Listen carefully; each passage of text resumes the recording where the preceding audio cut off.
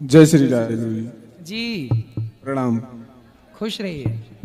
आपसे मेरा एक प्रश्न है गुरु जी।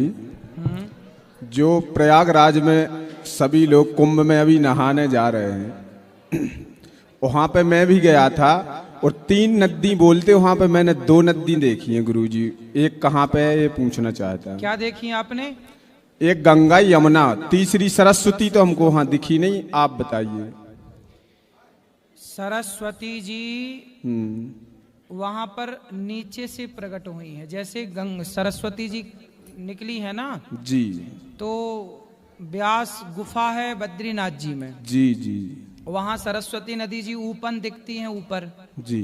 पर वहां श्राप के कारण अच्छा वह जमीन के भीतर से फिर होती होती सीधे प्रयागराज में मिली है। जी।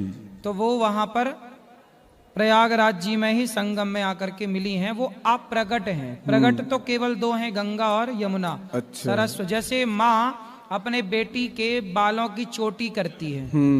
जब माँ बेटी के बालों की चोटी गूंथती है तो कितने भाग करती है बालों के? 3-4 भाग होते हैं। 3 भाग करके जब चोटी गूंथती है तो गूंथने के बाद चोटी पे कितने भाग दिखते हैं? कितने 2 दिखते हैं? 2, पर होते हैं हिस्से 3। पर गूंथने के बाद दिखते कितने हैं? 2। बस अच्छा। इसी तरह से गंगा यमुना सरस्वती वहां त्रिवेणी हैं। अच्छा। परंतु दिखती 2 हैं त्रिवेणी। और गुरुजी एक प्रश्न और है, जो गंगा नहाने जाते उससे क्या पाप धुलते, या इससे कोई और भी निर्मल गंगा है जो उससे भी ज्यादा धुल जाते हैं? 2 गंगा हैं। कौन कौन सी? एक तो भागीरथी गंगा जी जो आप नहा के आए जी। और दूसरी भागवती गंगा। जी। भागीरथी गंगा से भी निर्मलता आती है, और भागवती गंगा मतलब सत्संग की गंगा में कोई डुबकी लगाए तो सत्संग से वह जन्म जन्म के लिए निर्मल हो जाता है, हृदय पवित्र हो जाता है। तो भागीरथी गंगा से भी जो मैल ना धुले, जो पाप ना धुले, वो भागवत सुनकर सत्संग करने से सारा मैल धुल जाता है। जी गुरुजी, तो यही प्रश्न था मेरा। और यही सरस्वती जो मैं, ये तो नहीं, मेरे और भी हैं, वो बताते थे कि जो सरस्वती गंगा जी है ना वहां पे, वो केवल प्रसंग, जो आप यहाँ वृंदावन में भी मैंने 2 गंगा देखी, और एक यहाँ पे मैंने बहुत बड़ी जबानी देखी है, जो यहाँ बराबर जबान कोई चीज नहीं है। वो यहाँ किस चीज पे जबानी है गुरुजी, ये बताइए। किस चीज पे जबानी है यहाँ पे? जबानी? हाँ, किसकी जबानी? किस पे है जवानी? मैं यही तो पूछना चाहता हूँ। प्रश्न क्या है? प्रश्न मेरा प्रश्न ये है कि मैं यहाँ पे आया तो मैंने हाँ एक चीज पे बहुत बड़ी जवानी देखी। बहुत बड़ी जवानी? हाँ, और कहीं ऐसी जवानी नहीं है। अच्छा, भक्ति महारानी यहाँ सदा जवान है बस। तो यही प्रसंग, और मैंने जो सरस्वती की गंगा जो बह रही हैं जी, वो आप जो यहाँ पे जो नदी बहा रहे हैं वो भी प्रयागराज में बह रही है। केवल वहां देखने में 2 हैं जी। देखने में 2 नदी हैं, गंगा यमुना। लेकिन एक जो सरस्वती गंगा बह रही है वो केवल प्रसंग की गंगा बह रही है, और वो शायद गीता में कहा गया है। सही है। अर्जुन से कहा है कृष्ण भगवान ने, सही है। कि कोई भी ऐसी गंगा नहीं है जो पाप को धो सके, केवल जो ज्ञान की गंगा है वही पार्थ तेरे को पाप से धो सकती है। सही है, ये बात बिल्कुल सत्य है। ज्ञान सबसे बड़ा जल है, जन्म जन्म के पापों को धुल, और जो नहाने से पाप नहीं धुलते हैं। नहीं, गंगा की भी अपनी महिमा है, ये मत कहो। आप सही के अभी तक तो सही कह रहे थे गुरुजी। आपकी बात से जी, हम जी, बिल्कुल सहमत हैं बेटा। जी, सत्संग सबसे बड़ा जल है, सत्संग सबको पवित्र करता बिल्कुल, है। बिल्कुल। लेकिन गंगा मैया की भी अपनी महिमा है जी। इसलिए हम सत्संग की महिमा को तो रखें। जी जी। कहीं हम ये ना कह दें कि गंगा की कोई महिमा नहीं है। नहीं, महिमा है गंगा तो है, सत्संग की तो अपार। सत्संग की कितनी महिमा है कि नाम पाहरू दिवस निसी। भगवान जब हनुमान जी लंका गए तो हनुमान जी जब लंका गए तो वहां पर एक राक्षसी मिली। हाँ। तात स्वर्ग अपवर्ग सुख धरिय तुला एक अंग तूल न ताहि सकल मिली जो सुख लव सत्संग। सत्संग की महिमा तो बहुत है, लेकिन गंगा मैया की महिमा भी बहुत है। और गुरुजी जब रामायण की बात आ ही गई है, चालू है, तो एक चौपाई आती है प्रवेश नगर कीजे सब काजा, हृदय राख कौशलपुर राजा। ठीक है। ये चौपाई कहाँ से कैसी है वहां पे आई है? सुंदरकांड की चौपाई है जी बिल्कुल जी। हाँ। जब हनुमान जी लंका जा रहे थे हाँ। तो हृदय राखी, हृदय में अपने रघुनाथ। कौशलपुर राजा। हाँ हृदय में रघुराई की बात नहीं हुई, कौशलपुर राजा। हाँ, तो कौशलेश दशरथ के जाए, हम पितु वचन मान बनाए। कौशलेश राम जी हैं। अच्छा। हाँ, लिखा ना उसके पहले चौपाई है किष्किंधा कांड में, कौशलेश दशरथ के जाए, हम पितु वचन मान बनाए। तो कौशलेश तो उनकी माता का नाम था कौशल्या। हाँ, तो कौशल्या नंदन कौशलेश राम। अच्छा। हाँ, कौशल्या जी जैसे यशोदा नंदन कृष्ण। यशोदा नंदन भी तो नाम है कृष्ण का। हाँ है। और एक प्रश्न और है। हाँ। जो चरण पादुका भरत को मिली थी, जो खड़ाऊ दी गई थी, ठीक है, वो कहाँ से आई थी हमको ये बता दो। राम जी ने जब देखा कि भरत आए हैं बड़े प्रेम से, जी, तो भरत कह रहे हैं कि प्रभु आप साथ में चलो। अब एक भक्त कह रहा कि साथ में चलो, तो भगवान भक्त का वचन कैसे टालते। तो भगवान बोले मैं इस रूप से तो नहीं चलता, पर तुम्हारे लिए मैं खड़ाऊं का अवतार लेकर, खड़ाऊं के रूप में भगवान राम स्वयं गए। तो अच्छा। खड़ाऊं स्वयं राम है, खड़ाऊं का अवतार। जैसे द्रौपदी के चीर बढ़ाने के लिए भगवान ने चीर का अवतार धारण किया, प्रहलाद के लिए नरसिंह का अवतार धारण किया, ऐसे भैया भरत के लिए भगवान ने चरण पादुका का अवतार धारण किया। अच्छा। क्योंकि हमारे यहाँ एक गुरुजी हैं, वो यह प्रश्न कर रहे थे कि खड़ाऊं बता दो कोई भी। तो मैंने बहुत कोशिश की खड़ाऊं निकालने या देखने की, कहीं भी रामायण में भी देखी, और उनको मैंने बताया कहीं विष्णु पुराण से भी आती है खड़ाऊं का प्रसंग। ठीक है, राम जी ही हैं वो। हाँ, तो वही तो। और मैंने उनसे ये पूछा आप बता दीजिए प्रभु जी हमको, लेकिन उन्होंने हमको बताया तो नहीं। तो फिर मैंने आज याद आ गया, तो मैंने सोचा आपसे पूछ लूं। और मैं यहाँ आता रहता हूँ वृंदावन में, और अभी मैं 2 माह से यहाँ पे गाड़ी चला रहा हूँ टिर्री, और परिक्रमा मार्ग पे सोते मेरा 6 महीने का टारगेट है कि मैं परिक्रमा मार्ग पे सोऊं, और यहीं पे अब कुछ चला लेते हैं। ठीक है, भगवान आपका कल्याण करें, सुखी रहें, आप प्रसन्न रहें। श्रीमन नारायण भगवान। जय श्रीमन नारायण। गुरुजी, मेरा प्रश्न है कि हमारी माता जी, सासू माँ जी, वो एकादशी का व्रत रखती थी, और उन्होंने कम से कम 20-22 साल रखा, और उसके बाद से हमने बहुत कहा कि अब आप नहीं रख पाती हो तो उसका उद्यापन कर दीजिए। हाँ। नहीं मानी और उनका स्वर्गवास हो गया। तो उन्होंने उद्यापन तो किया ही नहीं, वो बीच में ही रह गया। अच्छा है ना, उद्यापन नहीं करना चाहिए। अच्छा, उद्यापन नहीं करना चाहिए। क्या करना है उद्यापन का? उद्यापन करना है तो अपने अभिमान का, झूठ का, बुराइयों का करो। एकादशी तो अच्छी है, उनका उद्यापन क्यों? नहीं, जैसे कुछ भी नहीं करके गई, जैसे बीच में आप लोग कर दो, उनके नाम से जो भी दान पुण्य करना है आप लोग कर दो। अच्छा, दान पुण्य कर दे। अच्छा, दूसरा प्रश्न गुरुजी की, जो भगवान को ज्यादा मानते हैं, भगवान की पूजा पाठ जोत बत्ती सब करते हैं, वो ही क्यों दुखी रहते हैं? ऐसा है ही नहीं। भगवान परीक्षा उन्हीं की क्यों लेते हैं? अब जो बच्चा स्कूल जाएगा उसी की तो परीक्षा ली जाएगी, जो जाएगा ही नहीं उसकी काहे की परीक्षा है? जो आगे बढ़ेगा उसी की ना परीक्षा होगी। तो भगवान उसे अपना चुनेंगे, जब अपना धाम देंगे तो कुछ तो परीक्षा भी देनी पड़ेगी ना। स्वर्ग जाना, वैकुंठ जाना, आपकी सदगति होगी, कुछ तो परीक्षाएं लगेंगी ना। जिन्हें नरक जाना है उनकी कोई परीक्षा नहीं। ठीक चल रहे हैं वो। ठीक है, थैंक यू गुरुजी। राधे राधे। जी बेटा। गुरुजी, मेरा पढ़ाई में मन नहीं लगता। कहाँ लगता है मन? हाँ? कहाँ लगता है मन? बोलो, आपका मन कहाँ लगता है? आपका मन कहाँ लगता है? बताओ। खेलने में। हाँ, तो ये उम्र आपकी खेलने की है। जबरदस्ती आपके माँ बाप इस उम्र के बच्चों को जबरदस्ती स्कूल भेज रहे हैं जबरदस्ती, है ना। अभी उम्र खेलने की है बेटा, अभी तो केवल मन लगा के खेलो, ठीक है। थोड़ा सा पढ़ लिया करो बस। और गुरुजी, मैंने अब हमको कृष्ण जी लेने, तो मेरे को पहली बार मैं कैसे लूं? माँ कह रही थी कि गुरुजी से पूछ लेना फिर लेना। तो ले लो, ले लो, वृंदावन आए हैं तो ले जाना। और गुरुजी, मेरे पिताजी गुटखा खाते हैं। कहाँ हैं इनके पिताजी?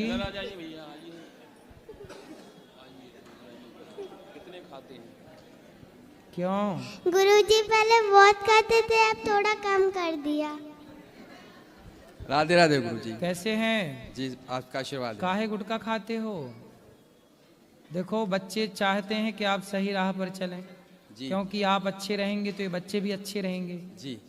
गुटखा खाने से क्या मिलता है? कुछ नहीं गुरुजी। कैंसर मिलता है। कुछ क्यों नहीं मिलता? मिलता है कैंसर। कैंसर यदि हो गया लाखों रुपए लग जाएंगे, जी सड़क पे आ जाओगे, बच्चे अनाथ से हो जाएंगे। पैसा दे के गुटखा खरीदा, फिर गुटखा से कैंसर खरीद लिया और कैंसर से सड़क पे आ गए। ये कौन सी समझदारी है?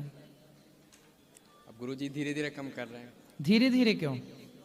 गुरुजी एकदम से नहीं होगा। लौंग खा लिया करो, इलायची खा लिया करो।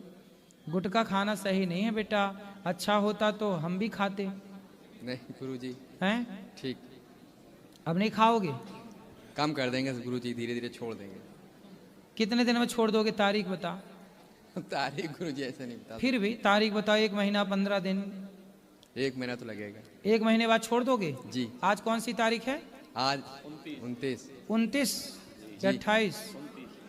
29। अगली फरवरी तो 28 की है।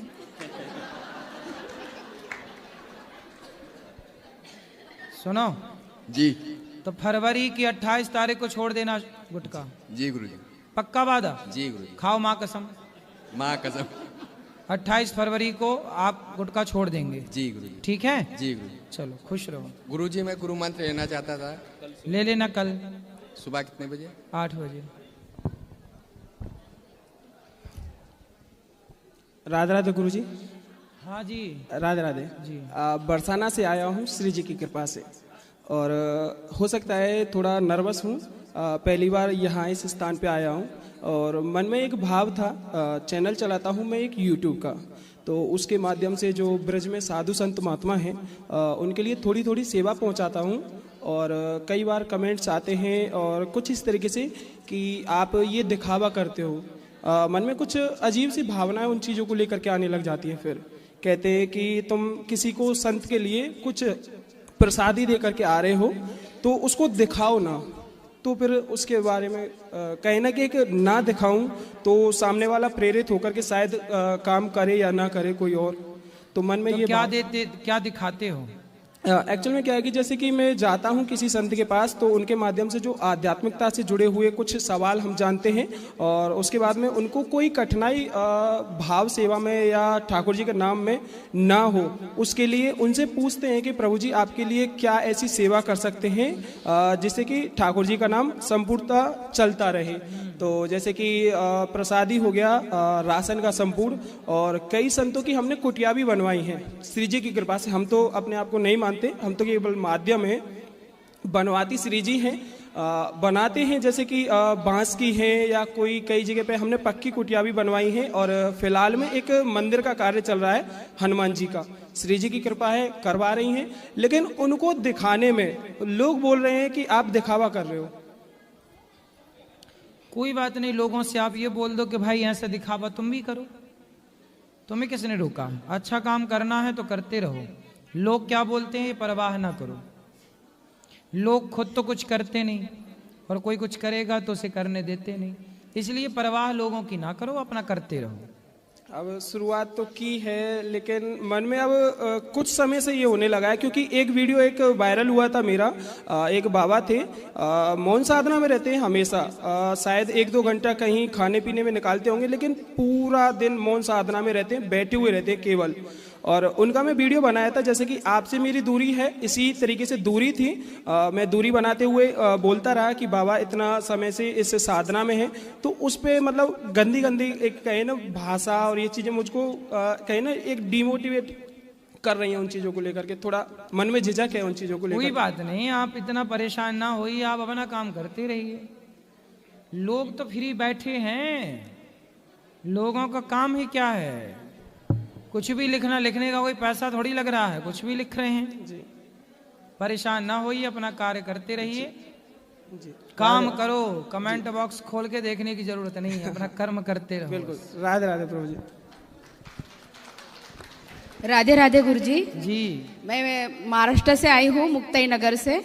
मेरा प्रश्न ये है कि मैं बहुत लोगों की मदद करती हूँ, तो भी वो मुझे गलती समझते हैं, यानी गलती बोलते हैं। भाई क्या मदद की आपने? पैसों की मदद किसको की? बहुत सारे लोगों को की। कितना पैसा दिया? तो भी बहुत 19 लाख रुपए गया मेरा। अच्छा हाँ, तो दवाखाने। अभी और पैसे हैं? नहीं, ऐसे मैं दूसरे तरफ से लाके मदद की सर। नहीं, और पैसे हो तो और दे दो, हम यहाँ बता देंगे। मेरे पास आएंगे तो मैं जरूर दूंगी। सुनो, कलयुग है ये, हाँ नहीं, समय के हिसाब से चलना सीखो। वही तो। आजकल लोगों को रोटी की मदद तो करो, पानी की मदद तो करो, पर किसी को पैसे की मदद आजकल आप करोगे, करना अच्छी बात तो है, लेकिन लोग लेते हैं और फिर देते ही नहीं। झूठा। आजकल इतनी ही मदद करो पैसे की, ये सोच के दो कि अब ये पैसा वापस नहीं आना। यदि पैसा वापस नहीं आना आप ये सोच कर दे रहे हैं तो आप दे दो। आपने ये सोचा कि मैं दे रही हूं तुम्हें, तुम भी देना मुझे वक्त पर, वो बिल्कुल ना देगी। आजकल के खून ऐसा हो गया है लोगों का। हाँ, लोग बेईमान हो गए। मेरे पति बोलते थे भाई संभल जा तू, मैं बोलती थी नहीं अभी उनको जरूरत है, मदद करो, पर उन्होंने गलत फायदा उठा लिया। दुनिया ऐसी ही है। हाँ, भगवान का नाम लेके झूठ बोल के पैसा लिया। इसलिए आगे से मत देना। नहीं, अभी नहीं दूंगी। आगे से कोई कहे कि जहर खाना है तो सेल्फास ला के दे दो भैया, ले चलेगा, पैसे नहीं देंगे। चलेगा। धन्यवाद गुरुजी। क्या चलेगा? सेल्फास दोगी? नहीं, वो तो नहीं दूंगी, पर पैसा नहीं दूंगी। मैं बोलूंगी खाना खा के जाओ, पर पैसा मत मांगो।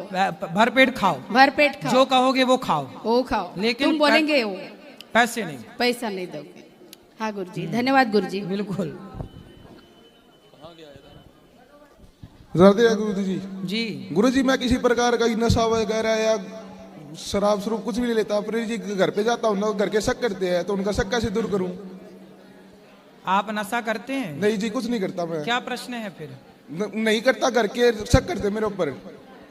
नशा करने की इच्छा करती है? शक करते हैं घर के। अच्छा, कौन करता है? सभी करके। शादी हो गई आपकी? नहीं जी, शादी नहीं हुई है। तो कौन करता है ये संदेह? जी माता जी करती है। क्या कहती हैं? जी नशा करके आया, तेरी चाल ऐसी वैसी हो रही है, ऐसी बात ऐसे कहते हैं जी। तो माँ आई है आपकी? ना जी, माता नहीं आई जी, हम 3 भाई आए बस। तो कहने दो ना, माँ है, कहने दो। आप तो अपना पढ़ाई पूरी हो गई? ना जी, पढ़ाई कर रहे हैं, BA फर्स्ट ईयर। पढ़ाई करो और अपना कुछ काम धाम करो। पैसे कमाते हो? जी थोड़ा किया था, फिर अभी वैसे थोड़ा पैसे कमाओ और बस। माँ क्या कह रही है इस पे ज्यादा ध्यान न दो, माँ बाप की सेवा करते रहना बस। ठीक है जी गुरु जी, धन्यवाद। गुरु जी के चरणों में कोटि कोटि प्रणाम। गुरु जी, बोलो। श्रीमन नारायण। जय श्रीमन नारायण। सर गुरु जी, मेरा प्रश्न ये था कि जैसे भगवत गीता में बताया गया है ओम तत् और सत, इसी के माध्यम से जब अगर व्यक्ति मरणासन पे रहता है तब ही उसे मोक्ष की प्राप्ति मिलती है। तो गुरु जी, फिर और भी नाम जप करने से उससे हो सकता है क्या? सब नाम अपनी जगह उत्तम है, सब नामों की महिमा है जी। किसी जगह इस नाम की महिमा है तो किसी जगह राम नाम की, तो किसी जगह नारायण नाम की, किसी जगह कृष्ण नाम की। सभी नाम की अपनी अपनी महिमा है जी। सभी नाम श्रेष्ठ हैं, जपो जी। और गुरु जी, एक प्रश्न और था इसमें कि जब भगवान कृष्ण ने बताया था कि उत्तर नारायण के शुक्ल पक्ष के अंदर ही मोक्ष की प्राप्ति होगी, तो उसका क्या रहस्य है? किसकी? भीष्म पितामह की? नहीं, भगवान कृष्ण ने गीता में उपदेश में बताया हुआ है क्या कि शुक्ल पक्ष हो और जब भी व्यक्ति का मरणासन होगा दिन के उजालों में, तभी वो व्यक्ति के मोक्ष मिल सकता है। नहीं तो फिर कृष्ण पक्ष में रात के अंधेरे में मरता है यानी व्यक्ति, तो मोक्ष नहीं मिलेगा। देखो, पुण्यात्मा चाहे शुक्ल पक्ष में मरे या कृष्ण पक्ष में, उत्तरायण में मरे या दक्षिणायन में, भगवान का भक्त है तो उसके लिए कोई बंधन नहीं है कहीं भी। और पापी कभी भी मरे उसे कष्ट भोगना ही है। सही। फिर इसलिए पक्ष का अपना अपना कर्म धर्म होगा, लेकिन भक्त अपना भक्ति के बल पर, भगवान की कृपा के बल पर मोक्ष पाता है, कोई उजेला और अंधेरा पक्ष के बल पर नहीं। जी गुरु जी, धन्यवाद।